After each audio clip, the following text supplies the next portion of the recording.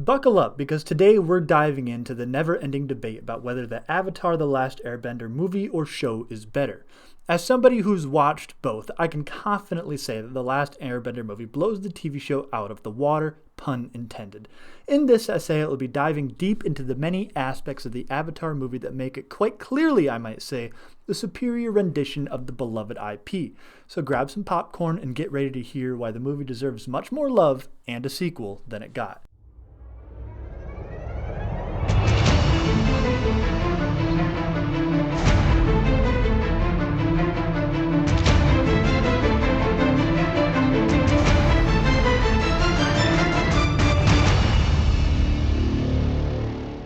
It's clear that a lot of effort was put into making the bending abilities in the movie look as realistic and awe-inspiring as possible. The visual effects team really outdid themselves using cutting-edge technology to make the elements come to life on screen. The firebending in particular is absolutely breathtaking, with flames that seem to dance and leap across the screen. In contrast, the animation in the show, while certainly impressive for its time, can sometimes feel a bit dated. The bending abilities are still cool, of course, but they don't have quite the same impact as they do in the movie. And while the show's art style is distinctive and memorable, it doesn't quite have the same level of detail and realism as the movie's visuals. All in all, the visual effects in the movie are just one of the many reasons why it surpasses the show. The movie is able to create an immersive and unforgettable experience for viewers. In one scene, Aang is confronted by a group of Fire Nation soldiers while he is trying to escape an Appa, his flying bison. As the soldiers attack him with firebending, Aang uses his airbending skills to dodge and deflect their attacks. We see him jump and twirl through the air, using the currents around him to propel himself and avoid the flames. In another scene, we see Katara, a waterbender, using her abilities to defend her friends against a group of Earth Kingdom soldiers. She creates a wall of water to protect them from incoming rocks, then turns the water into sharp icicles and sends them flying towards their attackers. The fluidity and grace with which she moves is truly impressive, and the way the water and ice are animated to make it look like they're alive and responding to her every command. But it's not just the big set-piece moments that impress. Even in smaller, quieter scenes, the bending is used in a more creative and visually interesting way than in the show. For example, there's a scene where Katara uses waterbending to create a small snowstorm, and the way the snow swirls around her and blankets the ground is a beautiful and immersive detail. These are only a few examples out of many, and let's be honest, the show just cannot compare. Moreover, the landscapes and costumes in the movie are nothing short of spectacular. From the sweeping vistas of the Northern Water Tribe to the lush greenery of the Earth Kingdom, each location is rendered with stunning detail and realism. The costumes, too, are works of art, with intricate designs and rich colors that help to bring the world of The Last Airbender to life in a way the show never could. When comparing it to the show, while the world building was impressive, there are a few lackluster moments in the animation that left something to be desired. But with the movie, the visuals alone make it worth watching, even if you're a die-hard fan of the show. In fact, the movie's visual effects are so impressive that they even managed to elevate some of the weaker aspects of the plot. For instance, the climactic battle scene between the Fire Nation and the Earth Kingdom is an absolute feast for the eyes, with bending abilities on full display and a sense of scale and grandeur that is truly epic. Even if you're not invested in the characters of the story, it's impossible not to be swept up in the sheer spectacle of it all. Overall, the movie's visuals are a true masterpiece that set it apart from the show. The attention to detail is so intense you might even catch a glimpse of M. Night Shyamalan's fingerprints on every single shot. The stunning landscapes are breathtaking, they leave you gasping for air like you're an airbender yourself. And the mesmerizing special effects are so good, you might even forget that the earth isn't really shaking beneath your feet. While The Last Airbender TV show is praised for its in-depth world building, it can be criticized for its slower pacing. Some viewers finding the show's approach to character development to be plodding, with many episodes devoted to filler content. In contrast, the movie takes a streamlined approach to storytelling, making sure every single moment counts. While some may miss the show's leisurely pace, at least the movie respects your time. The movie's quick tempo keeps the action moving and audience engaged from start to finish, not wasting a moment of your life. The quick pace is particularly impressive given the complexity of the story. The world of The Last Airbender is rich and intricate, with a deep mythology and history that can be overwhelming for newcomers. However, the movie manages to explain all of this in a concise and effective manner. The exposition is delivered seamlessly throughout the movie, never feeling heavy-handed or forced. This allows the audience to fully immerse themselves in the world without feeling lost or confused. Moreover, the movie's pacing allows it to tell a complete and satisfying story in a single sitting, unlike the show which spans multiple seasons and has several arcs. The movie has a clear beginning, middle, and end. This makes it more accessible and digestible experience for viewers who may not have the time or patience to commit to an entire TV series. But just because the movie is more concise than the show doesn't mean that it skimps on character development.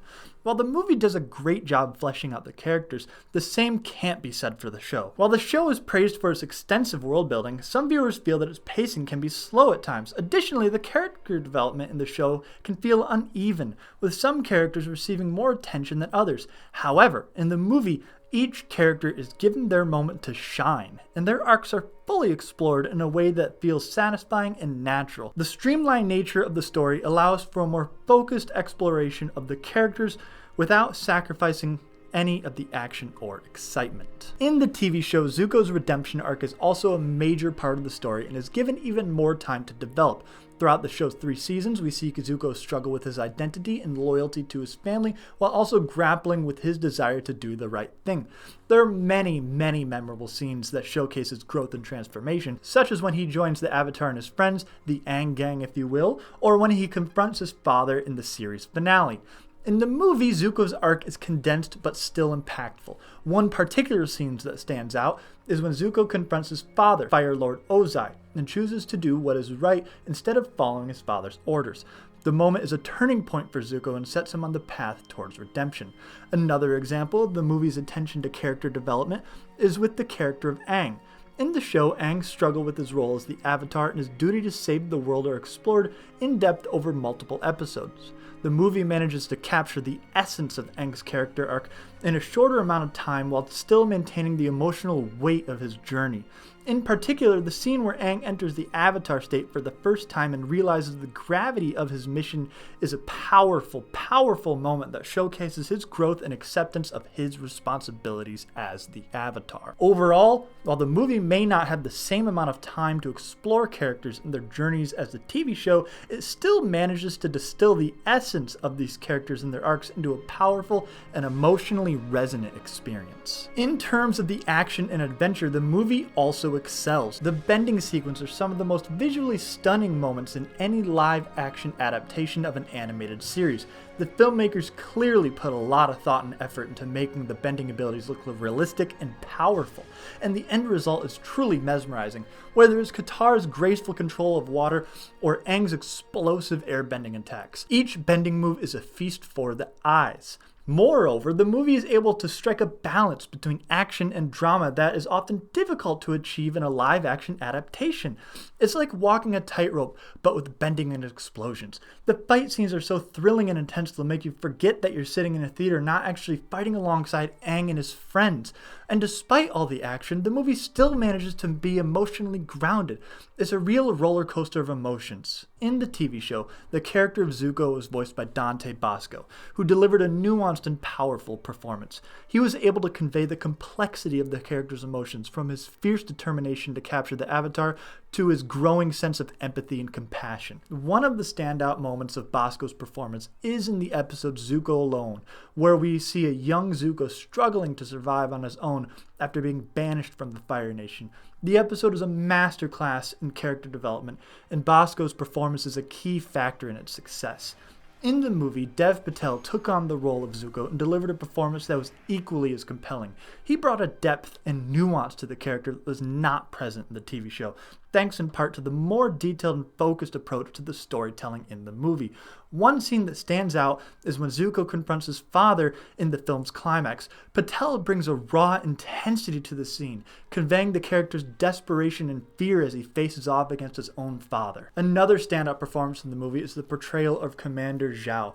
The portrayal of this character is delightfully campy and over-the-top, perfectly capturing the villain's arrogance and smugness. His scenes are some of the most entertaining in the movie, and his dynamic with Dev Patel's Zuko is particularly memorable. In the TV show, the voice acting was consistently strong across the board. From Zach Tyler Eison's portrayal of Aang to Mae Whitman's performance as Katara, each actor brought depth and nuance to their characters. One standout performance comes from the one and only Mark Hamill, who played Fire Lord Ozai. Hamill's voice work perfectly captures the character's cold, calculating nature, making him a truly menacing presence throughout the series. While both the TV show and the movie offer unique and compelling performances, it's important to note that the movie manages to bring something new to the table. In particular, the film's use of a close-up shot and facial expression allows for a level of emotional intensity that simply wasn't there in the TV show or even possible. The raw pain and desperation on Zuko's face as he begs his father for forgiveness, or the fierce determination in Aang's eyes as he faces down the Fire Nation, are moments that stick with you for a long time after the movie is over. Moreover, the movie's ability to distill the characters' emotional journeys down to their most essential elements allows for even more impactful performances. As mentioned before, Dev Patel's portrayal of Prince Zuko is a standout example of this. The movie allows for a much deeper exploration of Zuko's inner turmoil and struggles, which in turn allows Patel to deliver a truly remarkable and winning performance that stands out even among the already strong cast. While both the show and the movie have their acting strengths, the movie really goes for the jugular when it comes to emotional intensity. The actors give it their all and deliver powerful performances. And let's face it, sometimes you just need a good cry after watching a movie, and we never got there with the children's TV show. Now, I know some fans of the show might say, but the TV series had subtle acting too. It didn't need to hit us over the head with the emotions. And to that I say, sure. But have you seen the meme where Aang gets shot down by Katara and then falls into a pit of despair? That's some subtle acting. Noah Ringer, who was just 12 years old when he was cast as Aang, is a revelation. He brings a sense of youthful energy and enthusiasm to the character, but he's also able to convey the seriousness of Aang's mission when the situation calls for it. His chemistry with other actors is spot on, particularly with Nicola Peltz, who plays Katara. Their scenes together are some of the most touching and heartfelt in the film. But it's not just the main cast that shines in this movie either. Even the supporting actors are able to bring a level of depth and nuance to their roles that often lack in the show. The movie's Uncle Iroh imbues the character with a sense of wisdom and humor that makes him a fan favorite, and Cliff Curtis, who plays Firelord Ozai, brings a level of gravitas and menace to the role that was sorely lacking in the animated series. Overall, the acting in the movie is top-notch, and it's clear that the cast put a lot of effort to bring these beloved characters to life in a new way that could not have been explored in the show. While the show certainly had its moments of strong acting, it's hard to argue that the movie doesn't surpass it in this regard. In addition to the acting, the movie also benefits from a tighter focus on the character development. While the show often meandered with subplots and side characters that we didn't care about, the movie is able to devote more time to exploring the motivations and backstories of the main characters that count. This allows for a deeper emotional connection to the characters and a greater investment into their journey. If you're a fan of the original show, you'll appreciate the movie's efforts to give Sokka more emotional depth. In the TV series, he was often just the group's resident goofball, cracking jokes and being the funny guy.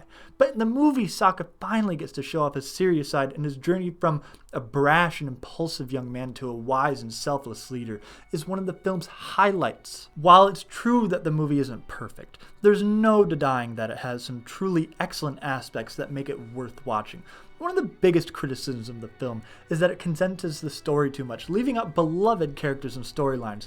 And while that is certainly true to some extent, it's also important to note that the movie does an excellent job of condensing the story to a coherent and engaging narrative. By streamlining the story, the movie is able to focus on the most important aspects of the plot and characters. Additionally, while some fans may miss certain characters or storylines, the movie does a great job of capturing the essence of the original show and exceeding it on the big screen. One common criticism of the movie is its occasional clunky dialogue, with some fans pointing out that certain lines just don't quite land. However, it's important to note that the movie still manages to rise above this flaw in other ways.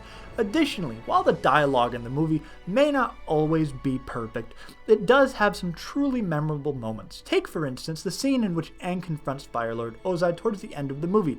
As the two face off, Aang delivers a powerful speech in which he declares that he will not let Ozai destroy the world, showcasing his determination and bravery. Similarly, the scene in which Sokka and Katara discuss the loss of their mother is a poignant moment, and is the highlight of the depth of a sibling bond.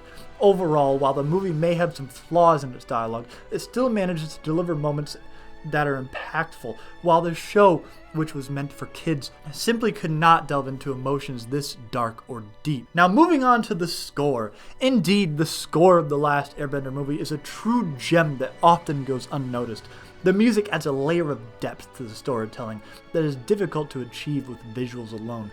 James Newton Howard's composition for the movie, who also worked on major movies like The Hunger Games and Fantastic Beasts, perfectly captures the tone and mood of each scene, elevating the emotions and enhancing the visual experience. One of the most notable instances where the score shines is during the opening sequence of the movie. The music begins with an ominous tone, hinting at the impending danger that is about to be unleashed. As the camera pans out to reveal the landscape, the music swells to match the grandeur of the scene, establishing a sense of awe and wonder. In contrast, the TV show's score is more understated and takes a back seat to the action on screen.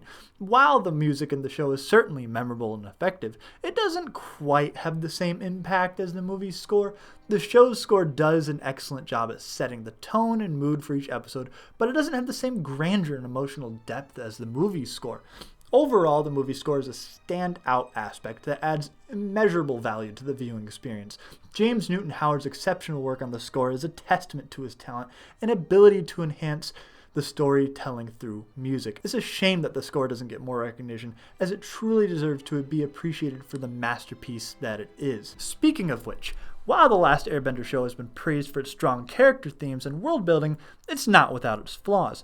One common criticism of the show is that its structure can feel formulaic at best.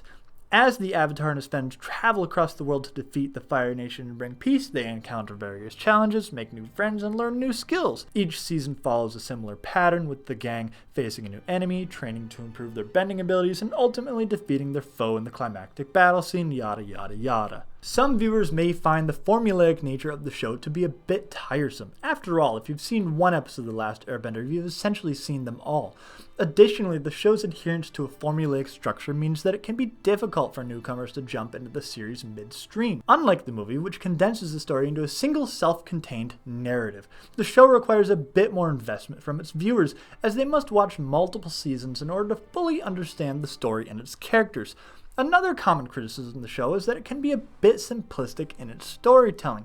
While there are certainly some darker and more complex themes explored throughout the series, the show is ultimately aimed at a younger audience, and the storytelling can sometimes feel a bit black and white. Characters are often portrayed as either good or evil, with little room for shades of gray in between. Additionally, the show can feel a bit heavy-handed in its messaging, the lessons about the importance of balance and harmony being repeated ad nauseum. So there you have it, folks. The Avatar: The Last Airbender movie is simply superior to the show in every way. Sure, the show has its fans, but they're clearly blinded by nostalgia and a lack of taste. The movie may not have been a box office success or received critical acclaim, but that's only because people were too busy watching the show and refusing to give it a chance. Don't get me wrong, I still like the show and it's good in its own right. The richly detailed world building, nuanced character development, and expertly crafted themes have all contributed to its well-deserved reputation as one of the greatest animated series of all times. But when it comes to comparing the two, the movie simply stands out as the better version. By streamlining the story and characters, the movie is able to deliver a more focused and impactful narrative. Each moment feels like it serves a purpose, and the pacing keeps you engaged from start to finish. And while some may argue that the movie doesn't have the same depth as the TV show, I would argue that it makes up for it with its visual spectacle and emotional resonance. So if you're a fan of The Last Airbender and you haven't checked out the movie yet, I highly recommend giving it a chance. I think you'll be pleasantly surprised by how well it captures the spirit of the original while standing above on its own.